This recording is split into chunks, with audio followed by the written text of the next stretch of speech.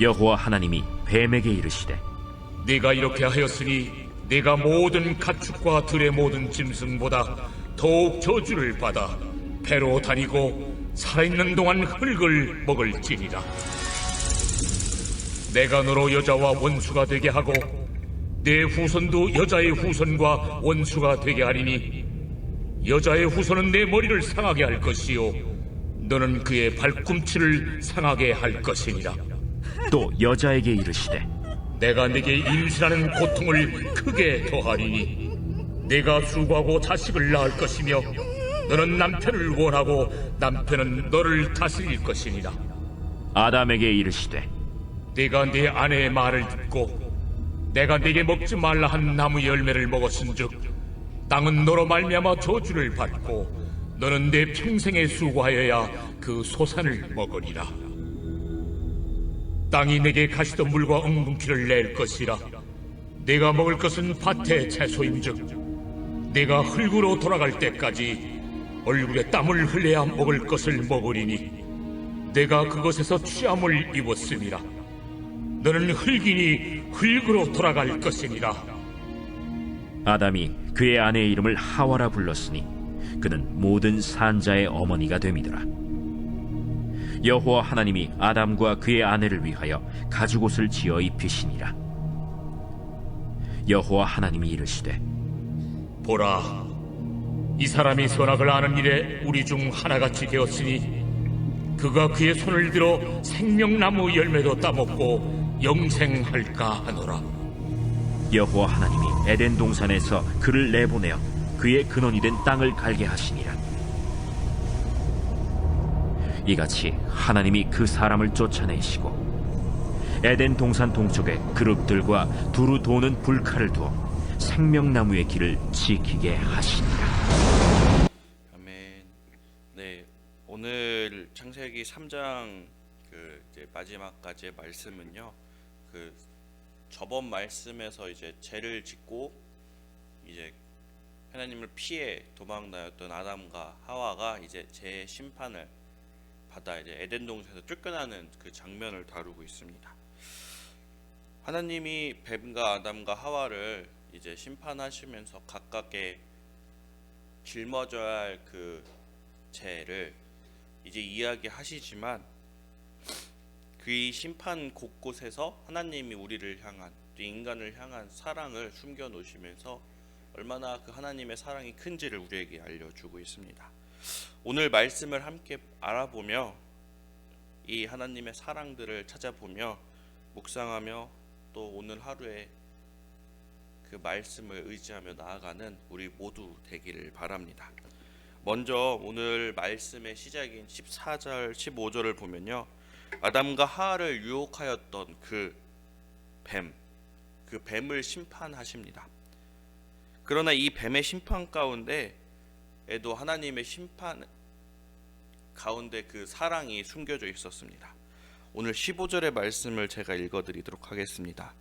내가 너로 여자와 원수가 되게 하고 내 후손도 여자의 후손과 원수가 되게 하리니 여자의 후손은 내 머리를 상하게 할 것이요 너는 그의 발꿈치를 상하게 할 것이니라 하시고. 아멘. 단순히 보면은 이제 뱀에 대한 심판일 것이라고 이제 생각하고 넘어가기 쉬운데요. 오늘 이 15절의 말씀은 흔히 이제 원시 복음이라고도 불리는 말씀인데요. 장차 여인의 후손으로 나실 그 예수 그리스도께서 사탄의 머리를 부수고 상하게 할 것이라는 그런 예언이 담긴 말씀입니다. 지금은 우리가 사탄의 미혹으로 말미암아 죄의 가운데 죄의 영향 아래 살아가는 존재이지만 언젠간 이것이 반전되는 날이 온다는 우리를 향한 하나님의 그 회복과 소망이 담겨져 있는 약속입니다.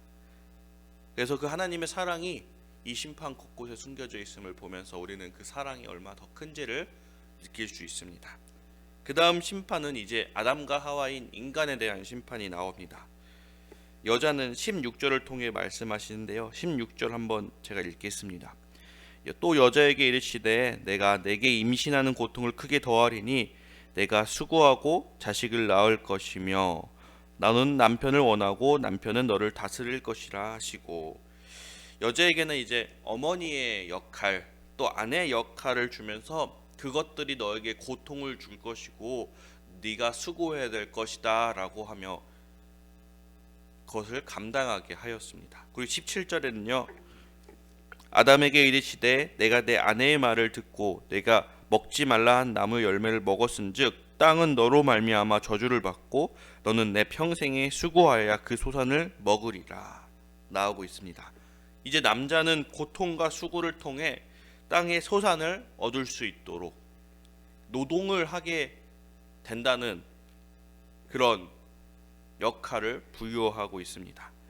원래 제가 있기 이전에도 2장에서 보면 하나님이 에덴 동산을 만드시고 그것을 경작하여 너희들이 그 나무의 열매를 임의로 먹되라고 그 말씀 속에서 나오고 있습니다. 원래 노동은 그때도 있었지만 오늘 17절에 나오는 것은 땅이 저주를 받되라고 나오거든요. 이제 그 인간의 불순종으로 인해 땅과 그 사람과의 관계가 깨져버렸습니다. 하나님이 땅을 저주하였고 이제는 정말 고통스럽게 수고하지 않으면 그의 열매를 먹을 수 없는 그런 지경에 이르렀습니다. 하나님은 우리가 수고하고 경작하여 그 에덴의 모든 것을 누리게 하였는데 우리가 하나님에게 불순종하고 하나님을 피하며 그 죄를 변명하는 그 가운데 이제는 그가 누리고 행복한 것이 아니라 이제는 그것이 고통이 되고 우리의 수고가 되어야 되는 그런 것들이 되었습니다. 그런데 쭉 말씀이 이어지다가 오늘 21절에 이렇게 나옵니다. 여호와 하나님이 아담과 그의 아내를 위하여 가죽옷을 지어 입히시느니라. 아담과 하와가 처음에 죄를 짓고 선악과를 먹고죠. 너무 부끄러워 온몸을 무화과 나무 잎으로 이제 엮고 숨었다고 나오고 있습니다. 하나님이 이들을 위하여 가죽옷을 입혔다고 오늘 말씀하십니다. 무화과 잎은 금방 마르고 시들어 없어집니다. 금방 갈라지고요. 툭 하면 부러지고 너무 연약하고 약한 것입니다. 이들의 불순종은 시간이 지나면 아주 금방 드러날 것입니다. 죄의 수치가 드러나는 것이죠. 이것이 인간이 아무리 자신의 힘으로 이 죄를 가리려고 해도 가릴 수 없고 감당할 수 없다는 것을 나타내는 것이었습니다. 이런 인간에게 하나님은 가죽옷을 지어 입히십니다. 그럼 이 가죽옷이 어디서 났을까요? 분명 어떤 동물을 잡아 피를 흘렸고 거기서 가죽을 얻었을 것입니다. 동물의 희생이 필요했고 지금으로 보면 피의 제사가 있었다는 것입니다. 가죽을 입는다고 인간의 죄가 완전히 가려지는 것은 아니나 임시 방편으로는 꽤 좋은, 꽤 오랫동안 가릴 수 있는 그런 것들이었습니다. 이처럼 아담과 하와는 최초의 범죄로 인해 자신 스스로 감당할 수 없는 그 죄의 수치, 죄의 결과를 가지고 왔지만 하나님이 가죽옷을 입혀 지은다는 그 상징으로서 어느 정도 그 수치를 가리고 살아갈 수 있는 그런 모습으로 우리를 만들어 주셨습니다. 이것은 이후에 이어진 이스라엘의 그 제사 제도의 상징적인 첫 출발절이 되기도 합니다. 우리는 불순종하여 하나님을 피하였습니다. 그리고 하나님의 그 물음에 변명하기도 하였고 따지기도 하였습니다. 그러나 하나님은 우리를 사랑하여 당장 내치고 심판하여도 모자란 우리를 죄와 수치를 가려줌으로써 이 땅 가운데 살아가게 하십니다. 하나님의 크신 사랑이 다시 한번 보이는 장면입니다. 그리고 이후 22절과 23절을 통해 에덴 동산에서 아담과 하와가 완전히 내쫓김 당하는 모습이 나오고 있습니다.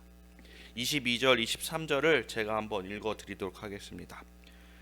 여호와 하나님이 이르시되 보라 이 사람이 선악을 아는 일에 우리 중 하나같이 되었으니 그가 그의 손을 들어 생명나무 열매도 따먹고 영생할까 하노라 하시고 여호와 하나님이 에덴 동산에서 그를 내보내어 그의 근원이 된 땅을 갈게 하시니라. 그리고 24절에 쫓겨나는데요. 이제 인간이 흙으로 돌아갈 것을 얘기합니다. 아담과 하와는 이제 더 이상 에덴 동산에 살지 못하게 됩니다.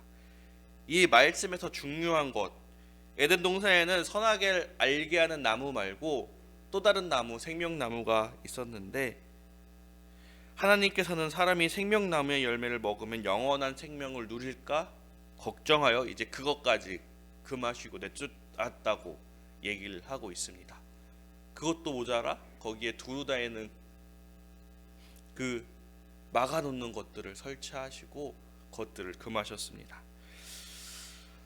원래는 에덴 동산에서 그들에게 금지되었던 것은 선악과가 아니었는데, 생명나무를 먹었으므로 영생을 누릴 수 있었던 인간이기도 하였는데, 아담과 하와는 생명나무의 열매를 선택하지 않고 그 선악을 알게 하는 나무의 열매를 선택하였습니다. 그 결과로 모든 인간에게 죽음이 찾아왔습니다.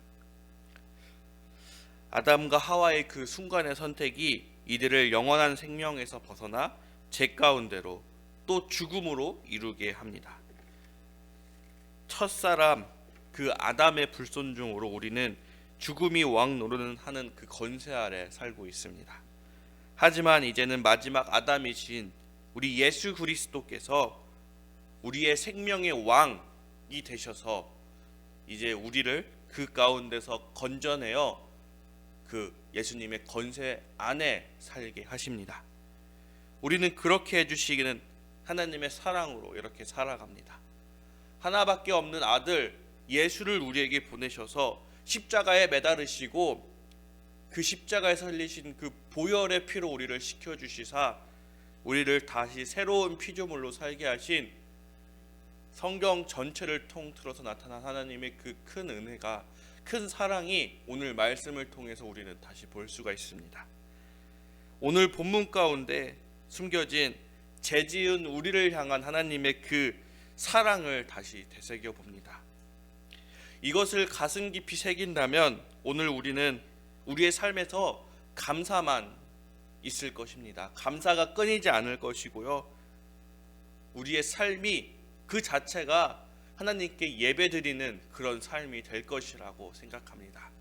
오늘 하루 우리는 하나님을 피하고 하나님과의 관계를 끊어버렸었지만 우리를 사랑하사 하나하나 챙기시며 우리를 이 땅 가운데 살아가게 하신, 또한 새로운 피조물로서 하나님과 관계를 회복하게 하여 주신 그 하나님의 사랑을 생각하며 주님께 예배드리는 삶을 살아가는 여기 계신 모든 성도님들 되길 원합니다. 우리의 삶이 진정 영과 진리로 예배드리는 그런 삶이 되기를 원합니다. 기도하겠습니다. 사랑과 은혜가 많으신 하나님 아버지, 우리는 죄로 아버지를 떠났고 아버지에게 그 죄를 통해 피하며 나아가는 모습을 보였으나 아버지는 그것 또한 감싸 주시며 사랑으로 우리를 살아가게 하십니다. 사랑이 많으신 하나님 아버지 감사합니다. 그리고 우리가 그 죄 가운데 거하지 않고 회개하며 용서를 구하며 주님께 나아올 수 있는 그런 사람이 되게 하여 주시옵소서. 또한 우리 삶이 아버지를 바라보며 아버지께 예배드리는 삶이 되게 하여 주시며 아버지 연약하여 쓰러지고 넘어질지라도 아버지가 다시 일으켜 주시며 다시 주님을 바라보는 우리 모두 되게 하여 주시옵소서. 감사합니다. 예수 그리스도의 이름으로 기도하였습니다. 아멘.